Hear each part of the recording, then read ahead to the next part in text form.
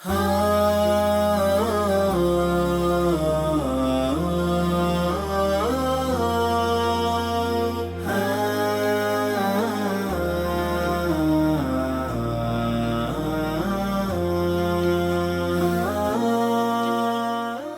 نورين محمد صديق صاحب القلب الطيب، فمن نقاء قلبه أنك إن سمعت عنه أحببته، وإن لقيته ازددت حبا، والأذن تعشق قبل العين أحيانا.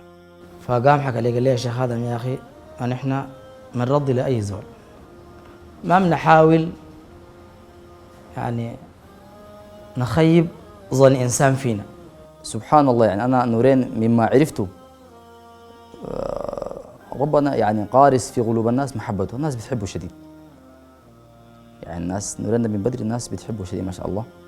فكان مشهور كده بين الناس، إنسان وديع وبسماحته وبطيبته، زول طرفة بين الناس وبال واسع دائما، وإي زول بدعوه بلبي له دعوة. فكان سبحان الله يعني الحاجات دي كلها لما اجتمعت على محبة الناس لهم في قلوبهم، فكان ازداد محبة الناس وتعلق الناس به. سافرنا عطبرة، فسبحان الله والله العظيم أنا بجد يعني ذهلت من حب الناس ليه هناك. أنا سبحان الله حتى صورت الحكاية، يعني كنت طلعت في المنبر فوق وبصور في الحكاية من السلام الزول ده السلم لما خلاص يعني قرب يدرويخ من السلام الكثير عليه.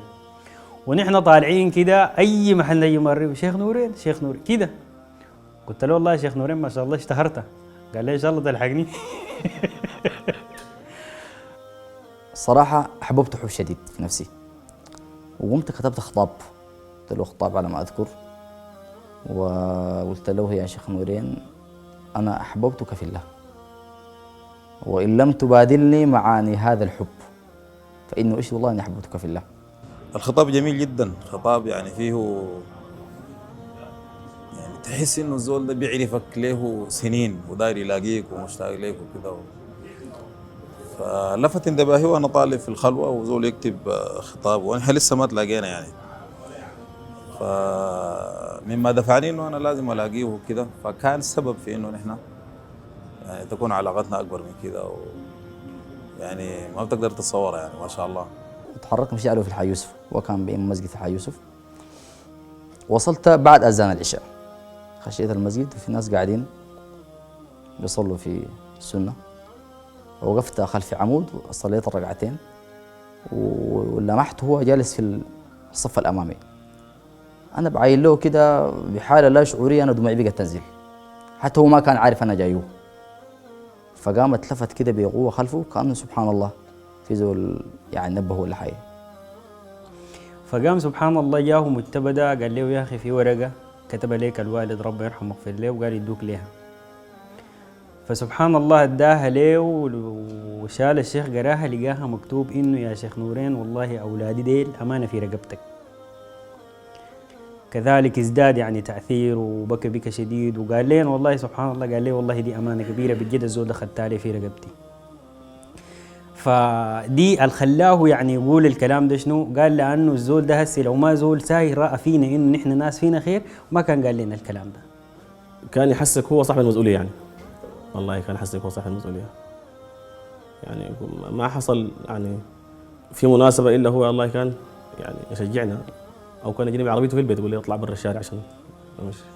فيلا الحاتم ده بيحكي لي قال لي جاني شيخ نورين ده وراني صوره قال لي سبحان الله تعال شوف حق الله يا حاتم. دي من علاقته وتودده مع اسمه، قال لي تعال شوف حق الله الصوره دي. لقاني الشاب ده قال له في الاسطوب، والمطلع السيلفي المصور السيلفي شيخ نورين ذاته. قام قال لي يا شيخ يا اخي دايرين لي سيلفي. قام الشيخ طلع واقفين في الاسطوب هم، رفع التليفون كده وصوروا سيلفي. قال لي هل تصدق يا شيخ الود ولد خالتي؟ نورين لو دايروا في مشوار ما توعدوا ابدا. دايروا في مشوار تعال لقيته سوقه بس، لكن تقول لي يا اخي الساعه كده ولا يوم كده ولا رجعاني نمشي كده، بيجي زول ثاني بسوقه عادي. ممكن يكون ملتزم معاك بمواعيد، ها مش ده يعني ده ليس من باب انه اخلاف الموعد، لا، لكن ما بيقدر يكسف زول زي ما بيقولوا يعني جيته بيجبر خاطرك يمشي معاك كويس. زياره، تلاوه، عزومه، قضاء حاجة، أبدا ما بيتأخر. صاحب المنزل قال لي يا شيخ نورين يا أخي أنا عازمك عشاء ما عازمك سحور. قال له يا أخي والله أنا عارف، لكن أنت عارف الناس شيخ نورين في طبيعته لو ماش عليك ممكن أي زول يغير اتجاهه، يقول له أنا منتظرك تعال غشاني، ولا يقول له يا أخي في ناس أنا كلمتهم وقلت لهم الشيخ جاي، يعني بيغير الاتجاه. هو بصلك، لكن ممكن يزيد لك المسافة من ساعة لساعتين أو 3 ساعات. طالع مشوار قال لي ماشي أم درمان، قلت له رح. الكلام ده زي الساعة 12 ظهر، طلعنا من 12 ظهر جينا راجعين البيت الساعة 12 بالليل. فقلت له يا شيخ الشيء اللي حصل شنو في الفترة دي؟ الشيء اللي حصل إنه أي محل نحن مشيناه الزول ده بيقعد ويملى لهم برنامجهم فل. كان دخلنا مسجد يملى لهم برنامجهم فل. أول شيء أنا سبحان الله يعني المساجد اللي دخلناها، في مساجد زرناها ساي زيارات دخلناها ما وقت الصلاة، بيكون بيعرف شيوخها منا مسجد استاد المريخ والله اتذكر، قاعد مع الشيوخ هناك، الشيوخ طبعا كلهم يا هو بيعرفوه، فقعد يتونس معهم. واي حته الشاهد في القصه انه اي حته مشى يقعد يتونس معاهم يملى لهم برنامجهم كانه من هناك جا قاصدهم.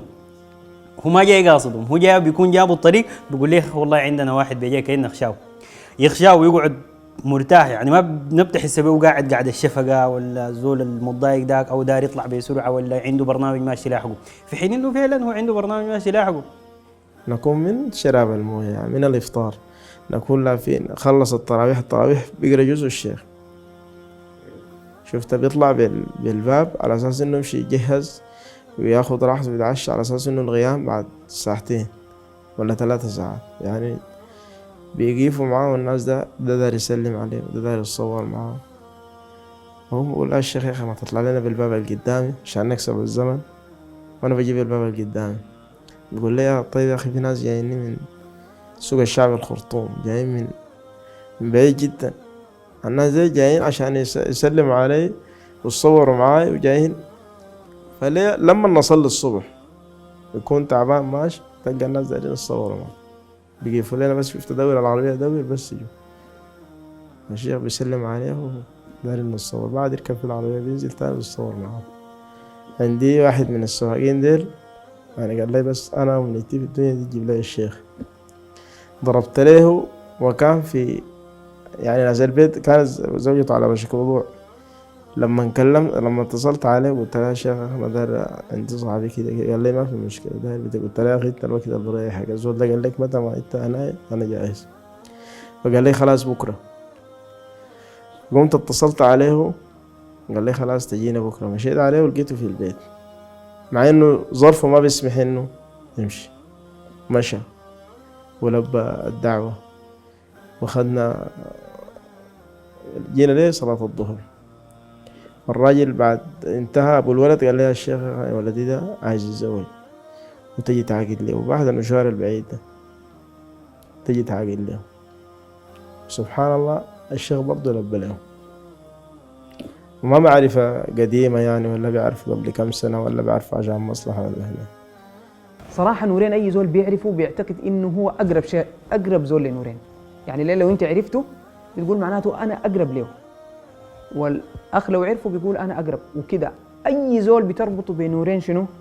علاقة خاصة. فخش علي في الماسنجر وقال لي يا أخي أنت والله يا شيخ نورين أثر فينا وفقدنا وفقدي شديد وكده، بيحكي عن يعني إنه متأثر شديد. وقام قال لي والله أنا الشيخ ده أظن بيحبني أنا أكتر زول في الدنيا دي وبيعرفني أكتر زول في الدنيا. فقال أنا استغربت، قلت له أنت بتعرفه ليه كم يعني؟ قال لي سنة كاملة أنا بعرفه. فدي دلالة بتدل لك على إنه الزول ده يعني الصفة دي سبحان الله في الرسول صلى الله عليه وسلم بتذكرني بالحديث اللي بيقول إنه واحد من الصحابة ما أذكر اسمه فجاء سأله قال له يا أخي من أحب الناس إليك، لأنه حس بتعامل الرسول صلى الله عليه وسلم معاه إنه تعامل زول يعني أحب له زول. من أحب الناس إليك يا رسول الله؟ قال عائشة. قال ثم من؟ يتخيل إنه هيجيبه الثاني، قال أبوها. قال ثم من؟ فبدأ يعدد لما قال في النهايه قال له والله خفت انه هنا ما يجيب سيرتي نهايه، سكت. فدي الصفه دي بتحس بانه شيخ نورين والله متجسدت فيه يعني معنى. انا صراحه اتصلت عليه كذا مكالمه وما رد علي، لكن الدور ده زعلت لانه كنت محتاج له شديد. اتصلت عليه زي 3-4 مكالمات ما رد علي، فزعلت واخدت في نفسي. لما لاقيته يعني انا لاقيته بعد فتره طويله مما اتصلت عليه، لكن كنت شايل الموضوع في نفسي. ما لقيته جيت داير اسلم عليه وسلام عادي، السلام عليكم من بعيد كده يعني كيفك. كان مسكني من رقبتي كده وجراني عليه، سلم عليه قال لي يا زول مالك صار وشك كده. قمت ضحكت، قلت له والله يا شيخ مشكلتنا معاك انه نحن ما بنقدر نزعل منك. فجينا من المشوار قال لي يا شيخ ادم يا اخي داير اخذ راحه عليك. الله صمت لي التليفون، صمت التليفون وخديته. اخذ له راحه على ما اعتقد اقل من ساعه، 40 دقيقه 45 دقيقه بالشكل ده. ودي انا بتذكرها مش زي امبارح، زي اسي. الكلام ده يعني 2014 على ما اعتقد او 13.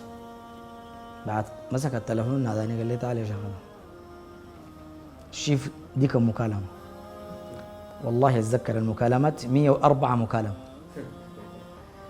قال لي عاين انا ارد لهم ديل كله، لو قلت ارد لهم مشكله كبيره.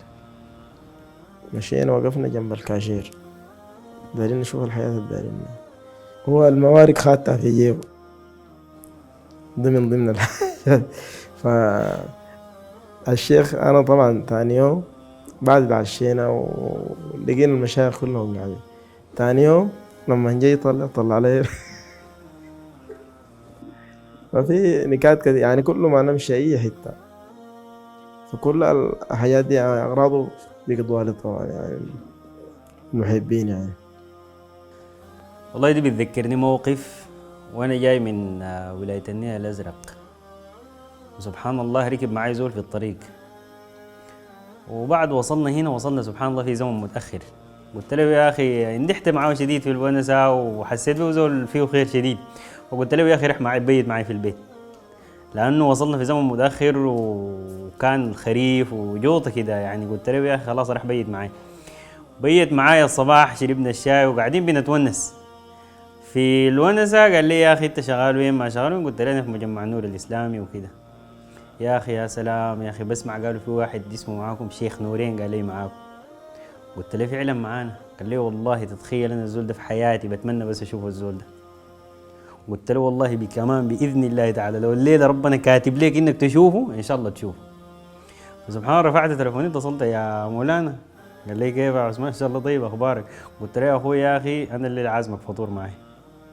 ضحك قال لي والله يا اخوي سبقك عليها واحد هسه قبال 5 دقائق بس. قلت له يا اخي والله يعوضنا الله يا اخي. قمت قلت له يا اخي والله كان معي واحد، قمت حكيت له انه في واحد زول والله له الشرف قال انه داير يتعرف عليك ويشوفك وكده.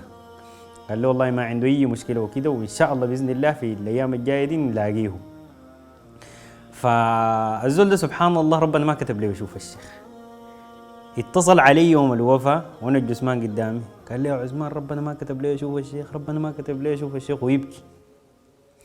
قلت له يا زول ربنا ان شاء الله يلاقينا به في الجنه، وانا لله وانا اليه راجعون. من الطرائف برضو نذكر اخونا غالب في حاج يوسف. كان زول محب للشيخ ولكنه بيقطع الصلاة لما ساعة ربابته دي ما بيجي الصلاة. قام الشيخ جاهو جنب البيت قال له يا غالب يا اخي ليش ما بتجي صلاة؟ قال له والله يا شيخ يا اخي الوالدة بتحبك حب شديد خلاص.